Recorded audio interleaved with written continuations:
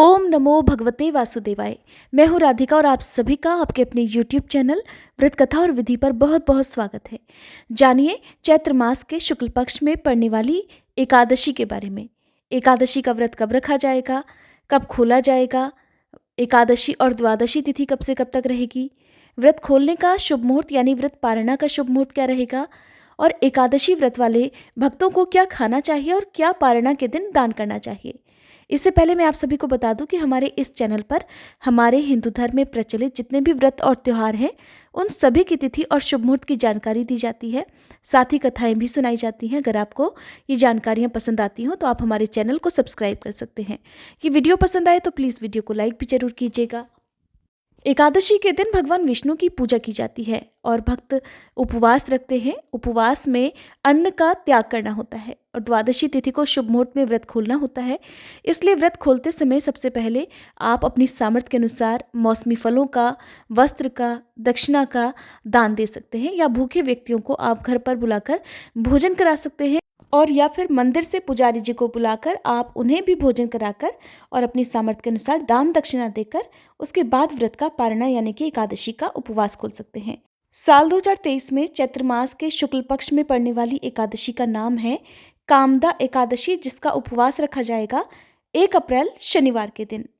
सभी प्रकार की कामनाओं यानी इच्छाओं को पूर्ण करने वाली एकादशी है कामना एकादशी। अगर आपकी भी कोई खास मनोकामना हो तो उसकी पूर्ति के लिए आप कामदा एकादशी का उपवास रख सकते हैं। एकादशी के उपवास का पालन एक दिन पहले से करना होता है। 1 अप्रैल शनिवार को एकादशी तिथि प्रारंभ होगी तड़के 1:59 से, जिसकी समाप्ति 2 अप्रैल रविवार की सुबह 4:20 पर हो जाएगी। तो 1 अप्रैल को जो एकादशी की तिथि रहने वाली है वो पूरी तरह से एकादशी रहेगी और 2 अप्रैल रविवार की सुबह सूर्योदय से पहले ही ये तिथि समाप्त हो रही है। तो ऐसे में 1 अप्रैल शनिवार को सूर्योदय सुबह 6:23 पर, सूर्यास्त का समय शाम 6:30 पर रहेगा। ब्रह्म मुहूर्त का समय जो कि स्नान के लिए, सुबह जाप करने के लिए, पूजा करने के लिए उत्तम होता है, सुबह 4:47 से 5:35 तक रहेगा। राहुकाल सुबह 9 बजे से लेकर 10:30 बजे तक रहेगा। राहुकाल के समय पूजा पाठ या किसी भी तरह का दान या कोई भी नया काम करने से बचना चाहिए। एकादशी का उपवास हमेशा सूर्योदय से प्रारंभ होकर द्वादशी तिथि के सूर्योदय तक रहता है। ऐसे में द्वादशी तिथि को यदि शुभ मुहूर्त में ही व्रत का पारणा किया जाता है तभी व्रत का पूर्ण फल प्राप्त होता है। द्वादशी तिथि प्रारंभ होगी 2 अप्रैल रविवार की सुबह 4:21 से, जिसकी समाप्ति 3 अप्रैल सोमवार की सुबह 6:24 पर हो जाएगी।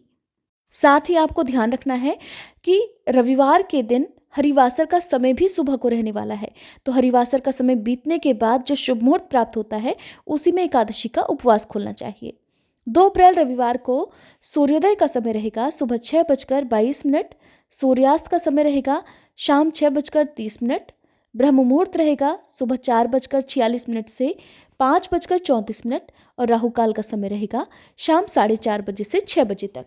एकादशी का उपवास रखने वाले भक्तों को व्रत का पारणा करना होगा 2 अप्रैल रविवार की सुबह 10:15 से लेकर 11 बजे के बीच में। इससे पहले हरिवासर का समय रहेगा और हरिवासर का जो समय होता है वो व्रत रखने के लिए शुभ होता है, लेकिन इस समय खोले गए उपवास को भगवान स्वीकार नहीं करते हैं। तो हरिवासर का समय बीतने के बाद ही आपको उपवास खोलना चाहिए। उम्मीद है ये वीडियो आपको पसंद आई होगी।